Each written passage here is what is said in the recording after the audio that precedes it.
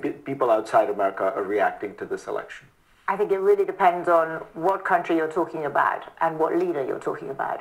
If you are, amongst the world's autocrats, you probably welcome this. I think many people around the world were expecting it. But there are two places that I think are in dread.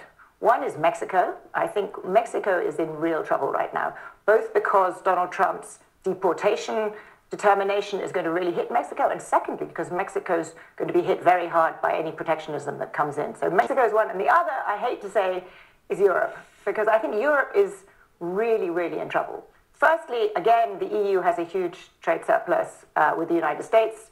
Donald Trump is not going to like that. Secondly, it depends on the US still for its security. And I think the Europeans, when Donald Trump came in for the first term, they thought this was a bit of an aberration. Then they slightly went back to sleep. We thought with the Ukraine war that they were going to come together, and to an extent they did, but still there's this huge reliance on the United States. And I think that Europe is going to be a place that is really going to be hit hard, and we're going to see it very soon, because the decisions he makes on Ukraine are going to be the ones in the next, 100, 200 days are going to determine in an important way the future of Europe.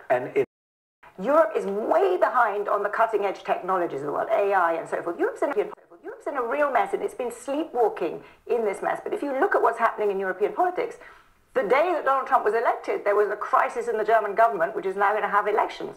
French President Macron is completely impotent. He made a big mistake last year calling an election. Probably the strongest leader in the EU right now is Giorgia Meloni. And I think Europe has always come together in a crisis. We saw that again and again through the Euro crisis. Maybe this time it will, but as of now, unfortunately, I just don't see it. And I really worry that Europeans will sense that they have to do something, and they just won't do it fast enough. Because with Ukraine and with Putin there is real pressure, time pressure to do something fast.